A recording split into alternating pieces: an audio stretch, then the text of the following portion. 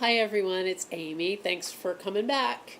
In the last two videos, I have been discussing maintaining your abstinence in some real life situations. This is part of a bigger discussion about advanced relapse prevention.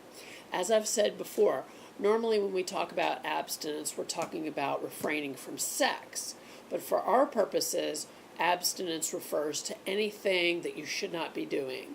When you complete the sentence, I will not blank, whatever that blank is, whatever you shouldn't be doing, that's your abstinence. Whether it's going to parties, hanging out with certain people that you shouldn't, drinking, looking at pornography, whatever you need to refrain from doing that will lead you to reoffending. So today I'm going to talk about the last 4 real-life situations that you may encounter. The first one is finances. Countless situations can arise related to your finances, including loaning, borrowing, or spending money. These situations cause great hardships for you and for your family.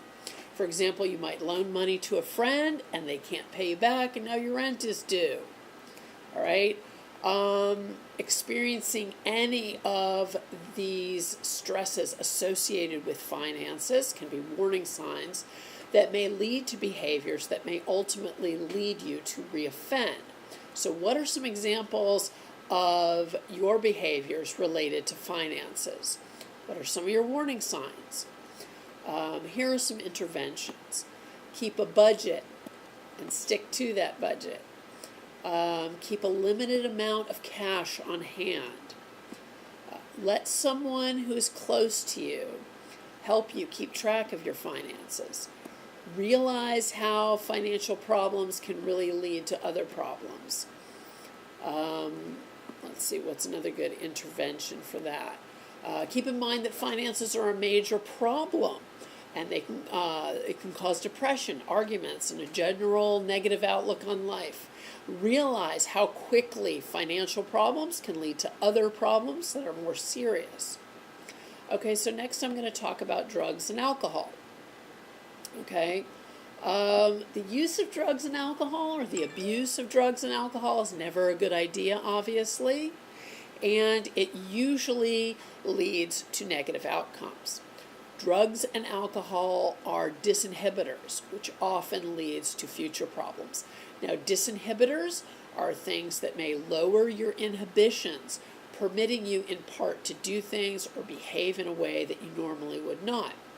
Considering use of drugs and alcohol may be a warning sign that may lead to behavior that may ultimately lead to reoffending. So think about now, when do you use drugs or alcohol? What are some of your warning signs? Here are some interventions. Realize that one-time use is one time too many.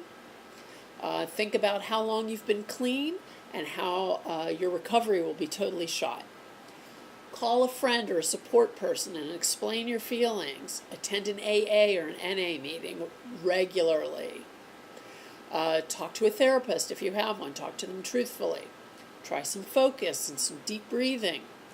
Think of someone close to you who it would affect if you were to start using drugs and alcohol again. Think about how it would crush them. Think about some interventions of your own. Next, I'm going to talk to you about driving.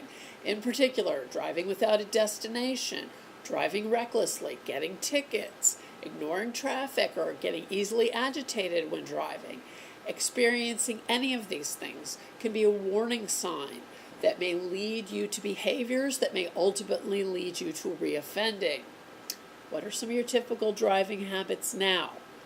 What are some of your warning signs related to driving? Here are some interventions. If you find that you are driving aimlessly, keep a log of where you go, who you see, when you arrive. Keep your gas receipts. Talk to yourself. Tell yourself you can't do any cruising for fun. Tell yourself that you are just looking for trouble. Talk to the people who support you and tell them where you've been going and what you've been doing. Think to yourself, if I'm driving aimlessly, I may as well just drive myself right to prison if this is going to be my behavior. All right? The last situation I'm going to talk about, the last real life situation, that could threaten your abstinence is your sexual behavior. Sexual relationships must be consensual. They must be age appropriate. They must be legal. They must not be harmful to you or to other people. And they must not be objectifying. All right? Initiating sexual relationships that do not meet the characteristics that I just said are warning signs that may lead you to behaviors that may ultimately lead you to reoffending. What are some of your warning signs now? What are your intimate relationships like now? Here are some interventions for you. Think about sexually transmitted diseases in your life after you contract one. Think about potentially hurting a significant other. Call a support person. Talk to them about your problem. Again, if you have a therapist, call them and explain your problem. Understand that this behavior has caused you to act out in the past. Again, these abstinence videos are not an exhaustive list of real-life situations, but they are common ones to consider in maintaining your abstinence. But here is a short list of some conditions for remaining in a state of abstinence. You cannot have multiple intimate relationships. You cannot do any kind of drugs. You cannot be driving around without a destination. You cannot keep large amounts of cash on hand. You cannot have pornography at your disposal. You must be involved with your family or with some kind of support system. You must attend therapy regularly. And if you have a parole officer, you need to stay in touch with them. And it is very helpful. You must do a daily inventory. Think about how you spent your day every day. Now, next time, I'm going to talk to you about seemingly unimportant decisions, including a checklist for you to complete before you follow through on decisions. Okay, until next time, please subscribe to this channel. Please feel free to get in touch with me through this channel or through Facebook or through Instagram or through Twitter, and share this video with someone who you think it can help. And until next time, be well.